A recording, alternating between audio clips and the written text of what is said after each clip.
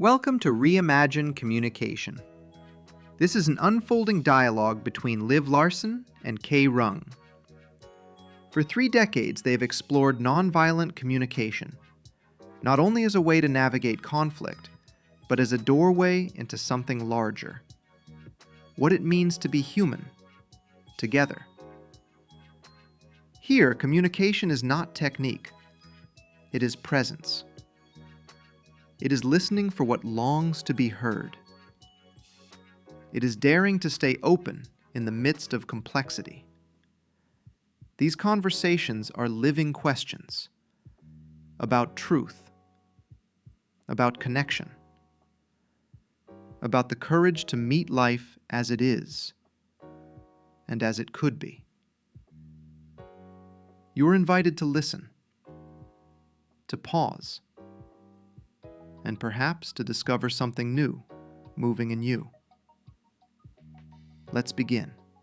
Good morning, Kai. It's actually early morning. Unusually early for us to do a podcast.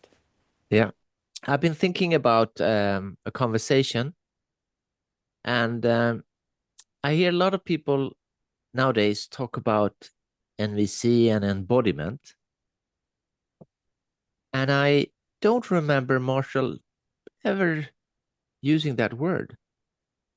So I thought that would be maybe a interesting conversation. So if we have this word embodiment, what does it mean in the NVC context, and as you understand it, and what good does it do? Yeah, I think it means a little bit of different things for different people, but embodying something is like owning it, making it fully me, uh, integrating it, having a sense of that this is what I want to live in the world. So that's one take on embodiment, as I understand the word. It's like the longing and putting effort into kind of integrating what one understands is nonviolent communication, not Yeah, only in words but also in kind of in a bigger way, in flesh. in flesh, Yes. in flesh. Would that be also in action, like living, Yeah, making choices out of that? Or exactly.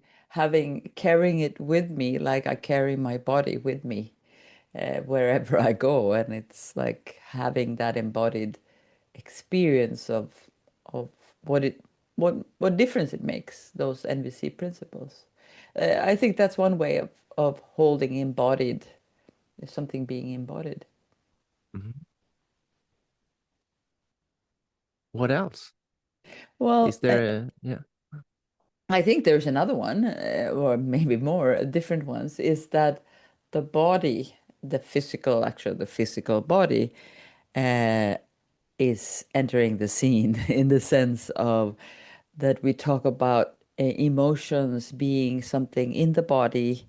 So the body is where we go to for information about our emotions, what we feel, and then what we need. That not only talking, not only words make sense when it comes to NVC, but also how our bodies are feeling, how our bodies are doing. So that's another kind of really body using that word into our uh, NVC. So it means like putting attention to our physical health. Would that mean that? Well, it could be. That's interesting because I think that's also another take on it, where we say I cannot sit all day and learn something like NVC. I want to take walks. I want to, I want to dance. I want to do something with my body in order to integrate, but not necessarily in a healthy way. I don't know. That's because you and I are so much into kind of training, physical training, and eating well and so on. But I don't hear that as much as being, like I think many people are interested in that also in the NVC community. But the idea that that would help us in learning NVC, I'm not so sure how many people that would say that. Yeah, because from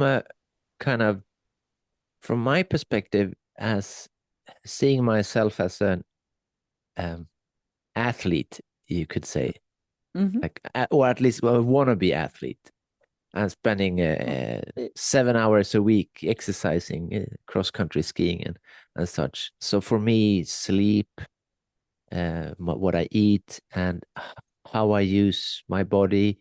Uh, but but that doesn't necessarily mean that everyone who cares for their physical well-being would use the word embodiment or not even Yeah. interested in NVC. So this is kind of interesting.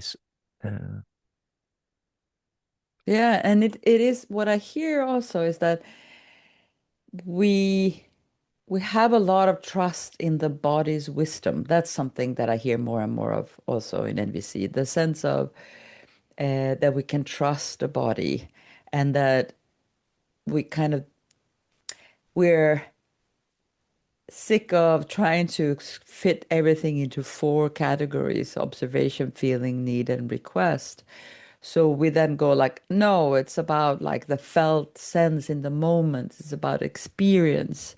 We don't want to narrow life down to those four categories. And I think that's a healthy step. It's like a healthy thing to kind of stretch for. I want this to be lived, not just be smartly spoken. Like I feel smart when I can do a perfect NVC sentence, and it kind of feels dead because it's so digested before it's expressed. So what I'm expressing is actually what happened yesterday. So in that sense, I think it's also kind of wanting more than that, which I think is a good stretch. so it sounds like it's about the present moment, like acting in real time, not over processing things, like trying to prepare for life, but more like meeting life moment by moment, that kind of quality. And Yeah, yeah, exactly. like, yeah. And I also think that the concept of hangry, I've heard many times also, that people are getting aware of that. For example, when we are hungry, we are more likely to be angry than when we are full. That we have that it's very clear that our body's state, not only uh, in the moment, but what we've done the last 24 hours. Have we slept? Have we eaten? Have we been drinking? And so on. That it matters for our communication awareness in the moment. So being aware of that, would that go into the embodiment? I don't Like know. being I am. being aware about my body budget, like how much resources I have, or is embodied something else? Yeah, I'm not sure. When I talk with people, it's like sometimes I don't hear the awareness of that. Yes, it matters if my body budget is in balance when I communicate. That it's actually something else. Embodying means I feel into my guts. I go into my my inside of my body, and I notice what am I actually feeling, and then I can trust it. So because we don't trust thoughts so much, then at least the body is kind of something to be trusted. So I want to try something out here. So for me, I've noticed during the years that I've my relationship to time and what is talkable, like what I can talk about and be aware of and how I act, has changed And I can also see that I meet people who, some people can only talk about the past, kind of. Mm-hmm. And some people can or want to only talk about the future, like projecting plans, where they're striving and so forth. Mm-hmm. And then maybe this embodiment is like people who have kind of become interested in the present moment and want to stay there and don't like to go into the future, or don't like to go into the past but want to stay in the, like, how is it now, kind of. And Mm-hmm. then of course there's people who move in between the past, the present, and the future more fluently. But so would you say that this embodiment, the idea of this embodiment, is also like a step in a learning process that is bigger, kind of? Yeah, I think it's bigger, and I think that's also where we sometimes go astray.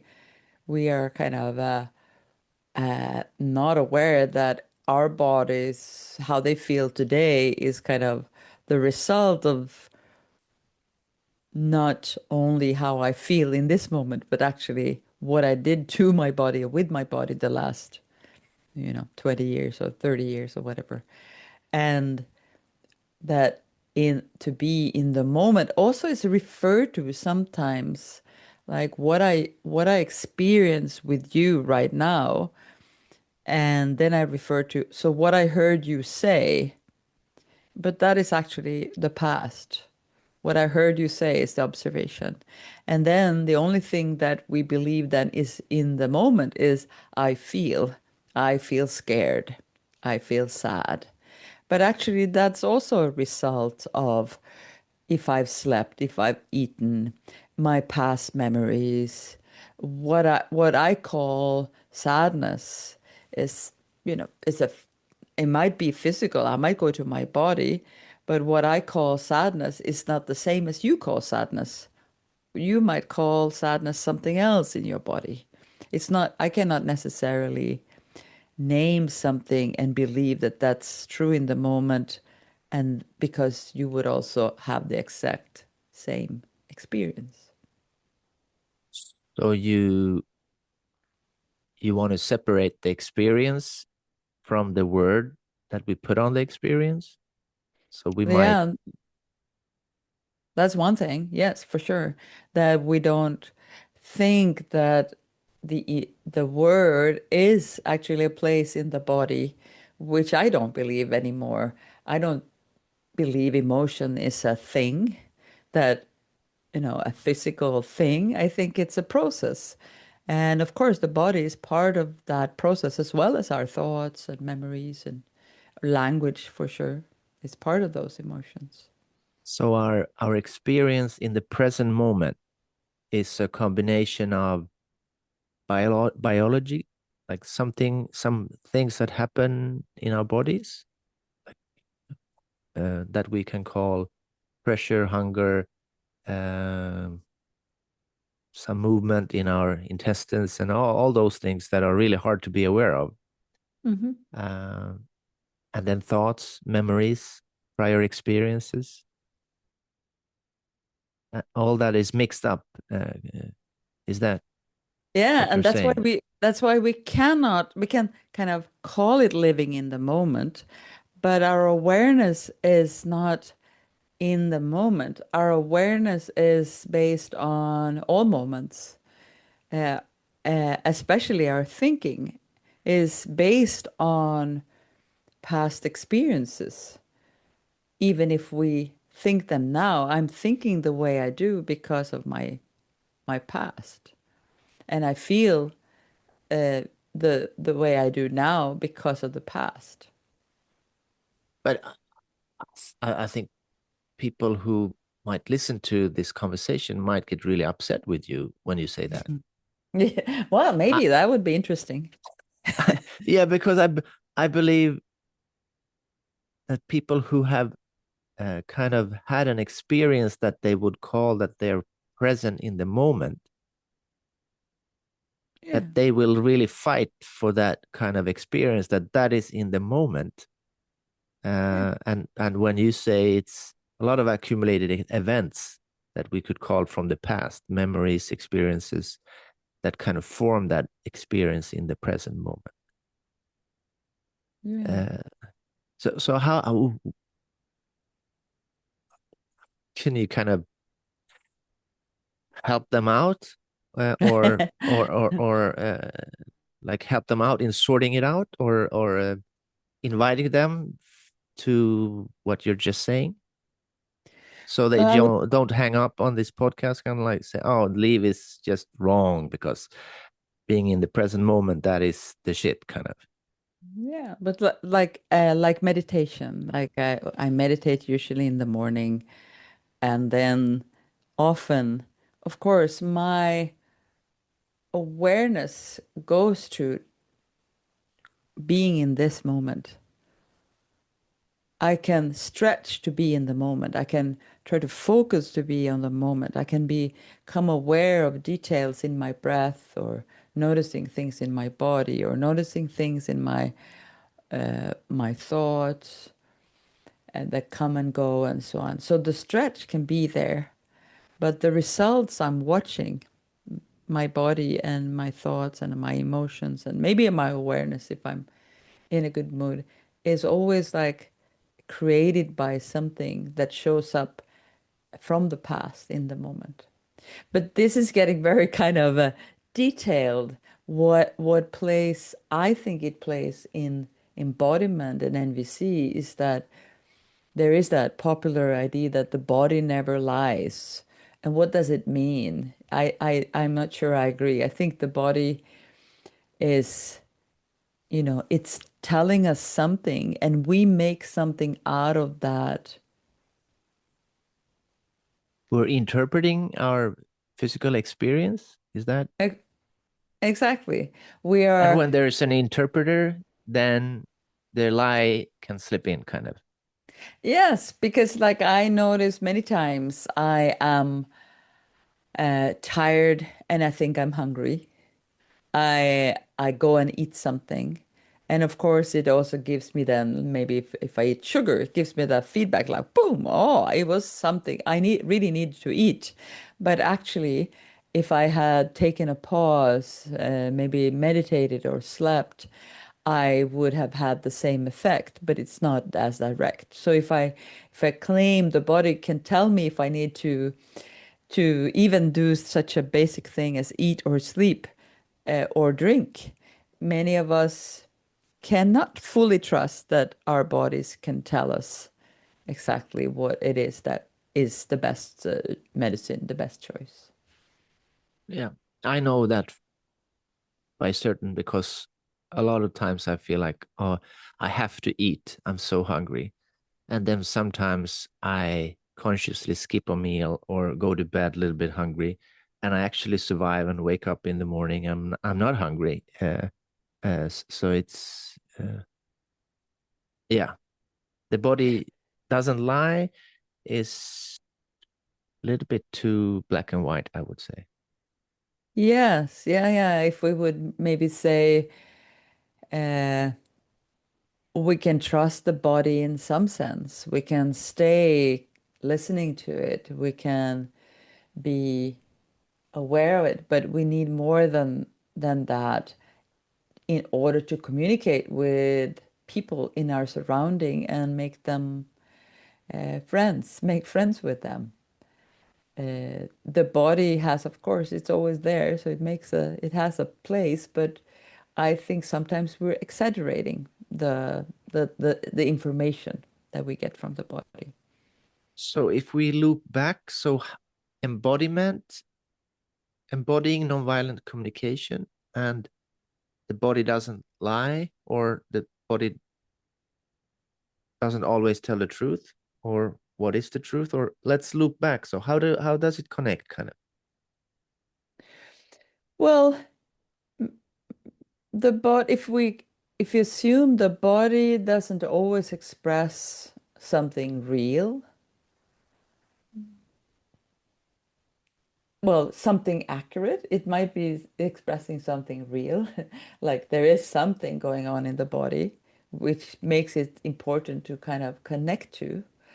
But it might not be something current. It might be that my body, because of my brain, has memories of things that happened in the past uh, in a similar situation, like a trauma. So it might be this contracting. My body might say contracting, and I might interpret it as, run, because I see something and it reminds me of something from the past. So it's real in some sense. It's real that, oh, I really need to relax because this is not a dangerous situation. So the body has something there as information, but it doesn't have the full truth. So you mean if I resemble, if I look like someone who, did something to you 40 years ago, and so you might feel something because your brain kind of recognizes a pattern that I look the same, but it wasn't me. So the truth is in the memory, but not in the external, what is happening now, like that. Yeah, like we can have true memories of potentially traumatic experiences. And then we say that the body carries this trauma with it. But well, if the brain is part of the body, yes. But the body in itself, I wouldn't say that it carries the trauma, but the brain brings up memories of this used to be really dangerous, run. So, of course, the body is part of that, but it's not accurately assessing if this moment is safe or not. Oh, so you mean that it's not like in my elbow, and the trauma is not in my elbow. So if I kind of just take care of the elbow or give it massage, then the trauma will disappear. It's more like it's a memory that I carry that might release cortisol or stress hormones uh, that affects me, but it's like a more complicated process than it's the trauma is in a certain place in my body. Is that what you're saying? Well, I'm uh, with the with the risk of becoming very detailed. Of course, if you talk about the elbow, you could have had actually a trauma, meaning not emotional trauma, then you could have hurt your elbow, and then in that sense your elbow is broken, and in that sense you might call it a memory of that trauma, that you broke the elbow. But in NVC we wouldn't connect to that, I would say, most often. We would talk about emotional traumas, things that uh, we might then have not the pain in the elbow, but we might have shame, or we might have uh, fear, or things that is connected to the trauma that we try to get rid of. And it's very, very real that our nervous systems has been impacted, and is impacted again and again by the memory. But that for me is different than the body actually keeps the score. Mhm. And what does this all have to do with NBC? I would say that more and more we talk about things like trauma informed NVC. We talk about the value of realizing that if someone is in a conversation and they keep tapping their fingers on the table, uh, it might not be as easy as we think to just tell them, stop doing that, because they might be regulating their stress about sitting face to face with someone, talking about something that is really a lot of discomfort. So if we recognize that, oh, maybe this person has old memories of not feeling respected, not having a sense of really a good moment when you speak about things, but actually do something with their bodies to get rid of this, we might have more of empathy towards them, realizing that people have been part of things from the past. But for me, that is a difference between if your body keeps the score of those or if the brain keeps the score of those. What do you mean? What's the difference between the body keeps the score and the brain keeps the score? Isn't the brain part of the body? Well, sometimes it's talked about as if the brain is not part of the body. It's like the body has its own wisdom, or the body has its own memories and so on. And I don't agree with that. I think the body can be deeply, sincerely uh,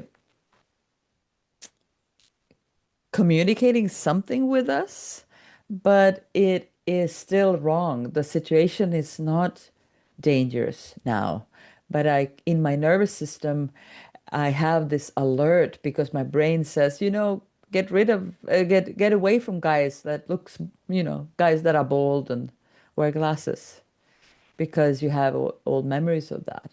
And it feels very concretely in the body. And then we might think that, oh, I just need to treat my body and then it's fine. But I don't think the body has all the information.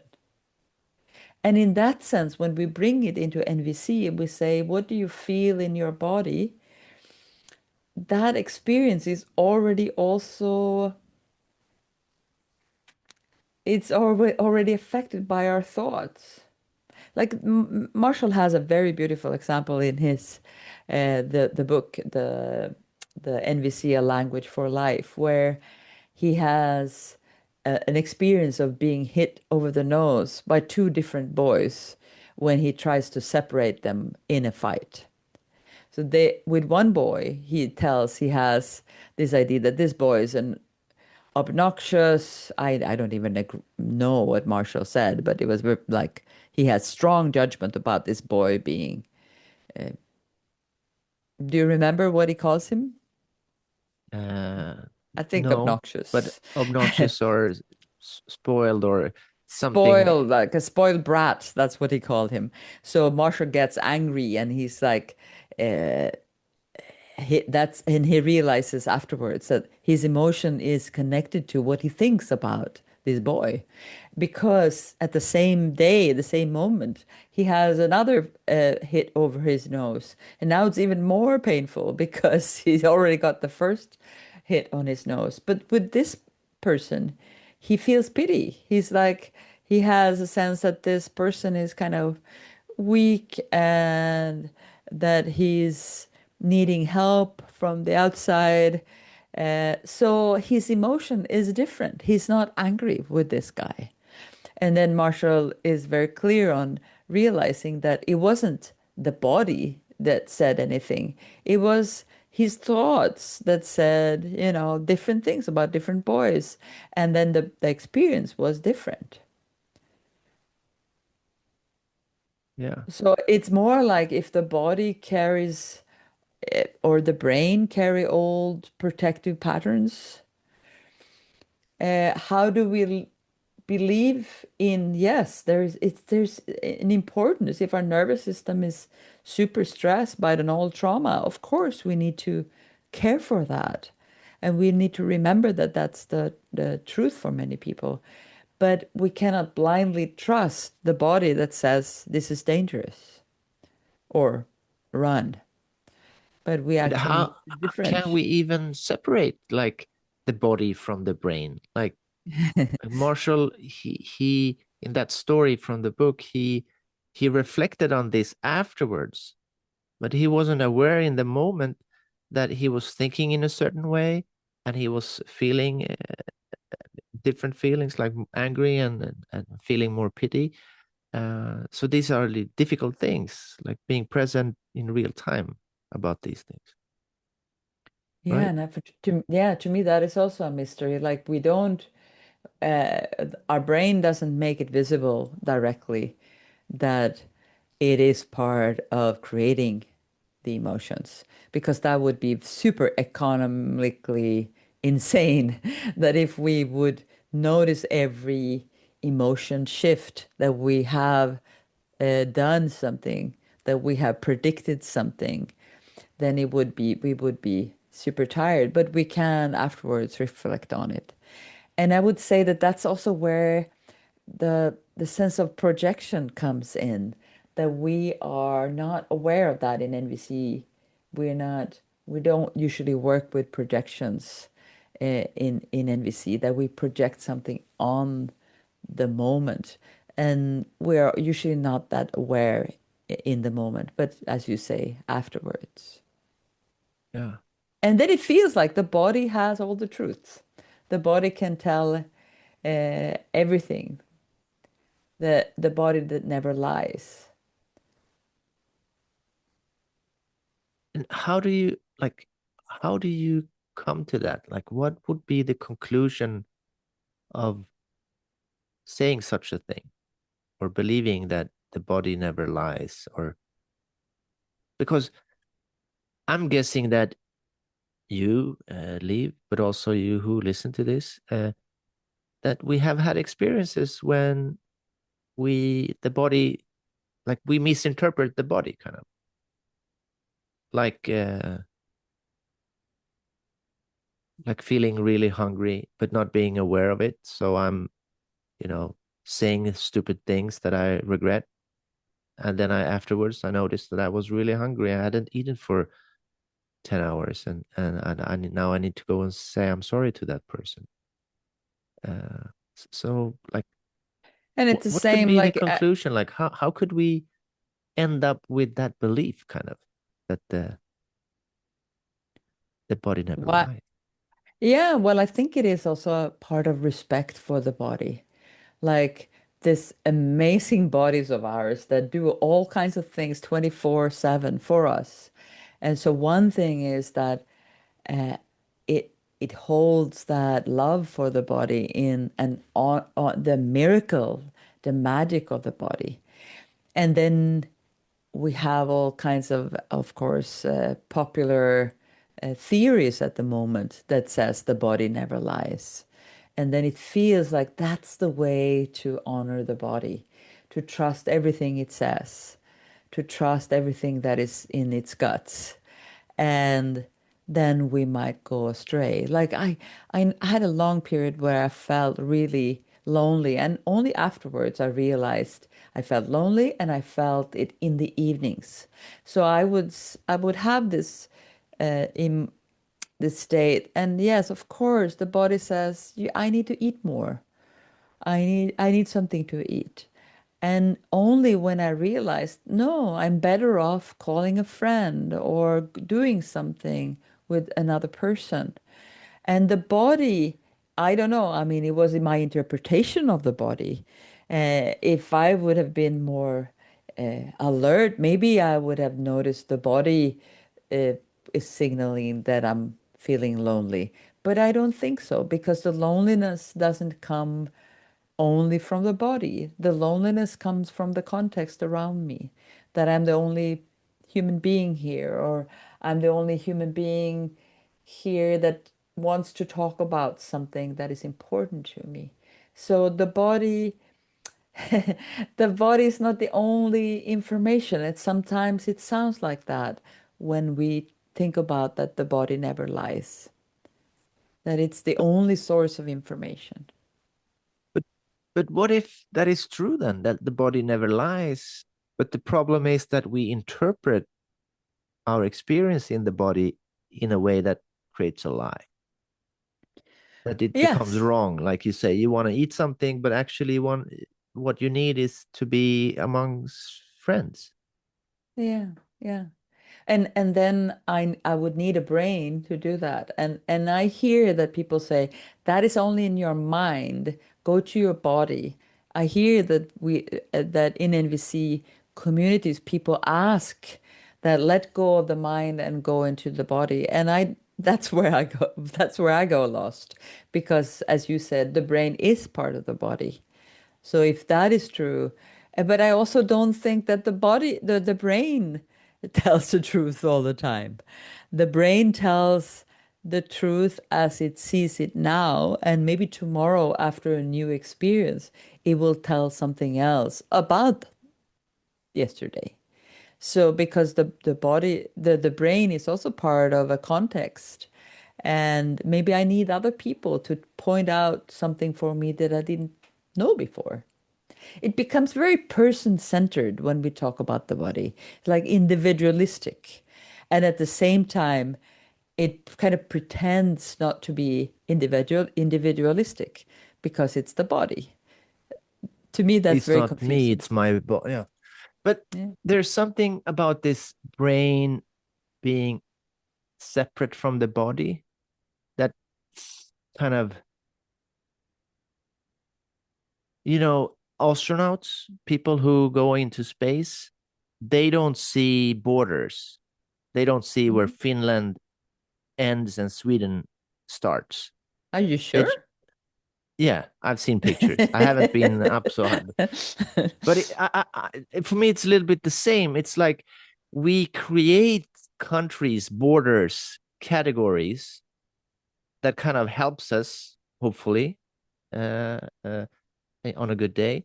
And can it be the same that we create this idea that this is the brain and this is the body? So we create these categories and then we kind of rank them like the brain is more important than the body, or the body is more important than the brain. But actually, they are the same. It's like this. It's one planet. It's one unity. Mm-hmm. And when we don't see how they interconnect, kind of, we think they're separate. Then that creates some problems. Because I have people who I would judge like, oh, they're not in their body. They're only in their head. So Mm-hmm. so that advice for some people, I would say, wow, I like that advice. Like I think they would have a better life if they would be more aware of their body and also their actions connected to. And then there's the opposite. The people who are, I think you should be more in your mind, kind of. So it's Mm-hmm. yeah.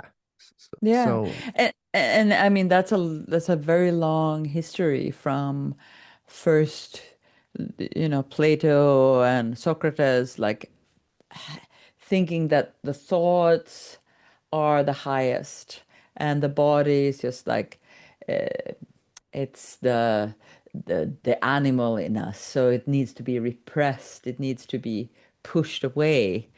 And then the thoughts were like so highly regarded, and and then I think like everything that goes very much into one direction, the pendulum swings, and then it swings to like, no, it's the body that has connection to life. We ground ourselves and we go into our bodies, and the thoughts are just like, that's just in your head. That is not important. It's just like the old story. And so we then think, we change the hierarchy from thought is better than the body, or the body is better than the thought. And we don't even see that those are hierarchies, or that we rank them differently. But if we actually do what you said, we take the perspective of the astronaut and we say, oh, it's all there. What then do we do? Like, how do we keep the relationship with the body and include awareness or context or choice, and include also, oh, other people might have more truth, more answers to my problem than I have myself. Why not communicate with them about that? so prioritizing the body before the mind could be like medicine, like creating, like you said, the pendulum, like Mm-hmm. catching up. I've been too much focusing on thinking and planning and that, and so it's like a balancing act. But I, then yeah. maybe that balancing act, when the balance is created, then I need to kind of include the the mind or the brain again, kind of. Yeah. And that's a beautiful description of how we also go astray with, like, we used to think that the brain's most important task is to think, but the brain's most important thing is not to think, it's to keep us alive. It's to navigate all the systems, including thinking, including emotions. Like Reading, you, right? yes, and it used to be thinking that logic and emotions were enemies or separate, and that we needed to be either super logical. But we know now that the body, the sense of our full being with emotions, with all of us, we will take better logical decisions. We cannot make decisions without having, like, people who don't have emotional preferences, they do worse than the people that has strong emotional preferences, because the brain is making up life around brain around the emotion as and around thoughts, and it has all of it. Hmm. So where do we end then? Yeah, I don't know. Where do you think we should end? Like, what do you have an idea where the body and the embodiment has its place in NVC? Where would you place it? Yeah, thinking back backwards in time again, like I didn't hear Marshall talk about embodiment in that sense. So I'm playing with the idea that something else was more important at that time. Hmm. And now the pendulum has swung. So including the body again, but in a different way, uh, gives us more data, more information, how to live, how to make choices, how to relate. Uh, and that pendulum might be a pitfall if we believe that that is the truth. But if it's like a station on the learning train, uh, and in the future, I would like trying to project the future, like what would the next generation NVC would look like. I believe that they would not think about these questions. They would try to, you know, get the brain and the body to kind of work together. So they wouldn't fight either or. They would see that they are part of one whole. Hmm. But it's different saying it as an idea than having it as a lived practice or embodied, so to say, that it's included in one's way of being and acting. What do you say about that? Do you think there is some truth in that? I like that. I like this, the vision of that, and I believe Marshall did talk about the body, but he was also maybe pointing towards that when we communicate, we need to show up like fully. The body doesn't tell you the observation. The body doesn't tell you the request. So if we think that the body has to do with feelings and needs, that's still not all of it. That's still not, even if we make that distinction. Marshall said more than that. He said, we need all of that. Yeah, and about the location of the feelings, I remember there was one student on our longer programs, maybe I don't know, 10 years ago or something. He asked me a question in a break. He said, "So I can't find my feelings. Like I don't find it in my body. I don't know what I Mm. feel." Uh, and I told him like, so maybe it's not in your body. Like you were looking for something in the physical body, but maybe the feeling was more subtle than to be found in the physical body. And he was, he was not the same after that interaction, because he was looking or in a place where he couldn't find it. So like hunger is a physical one, being physically tired after a long day of physical work, but then other feelings that are more subtle, so they might not be found in the flesh, so to say. Yeah. So I think this is also part of the embodying, like knowing the difference between when it's in the flesh and when it's more subtle than that. I like that very much, the description that we need to look at more places than just the body. Not that we don't include the body, but we have more sources. And I have a worry about, the tyranny of tyranny of tears, as we say sometimes. The one that cries the most, the one that expresses emotions the most, that clearly has a physical reaction or physical experience. That is the most important. That we're looking for those strong experiences, and we think that then we have done NVC right. While we at the moment, I worry about us throwing out skill training. I mean, skill training being like, how do I express this? How do I hear the other? How do I actually use the four components in a way that connects me with others? Not only how do I have a strong experience? How do I feel touched?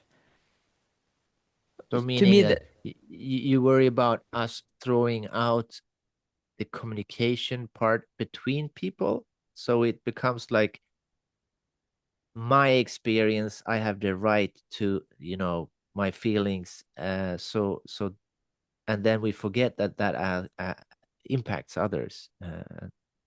and destroys relationships, maybe, if we get into too much individual drama. Yeah, Is and that yes, thank you. And it's also the the of course we want connection with what we call ourself. We want to communicate with ourself. That's also part of NVC. But if that's the only thing we do, and we throw out the capacity to actually relate? communicate, to relate, and to communicate with others, then I think we've lost a very beautiful and important piece. Yeah, I think we could go on and talk about this for hours. I don't know. There's so much connected to this. I don't know if we've said what we want to say about this, or do you have well, more we you want never to say? know really what we're gonna say. We just have an idea of a conversation that is, all right, so maybe this is a good place to end then. Yeah. Maybe we do part two of body and NVC. I don't know. Yeah, let's see. Okay. All right, thanks. See you out there. Thank you for joining us in this conversation with Liv Larsson and Kay Rung. If you want to explore more of their work, upcoming trainings, or dive deeper into nonviolent communication, you'll find resources at www.frireliv.com. In the show notes, you'll also find links to books mentioned in this episode, as well as more information about our international mediation program and the Reimagine Communication program, designed for those who want to deepen their practice in mediation and bring nonviolent communication more fully into everyday life. Thanks for listening. And until next time, stay curious, stay connected.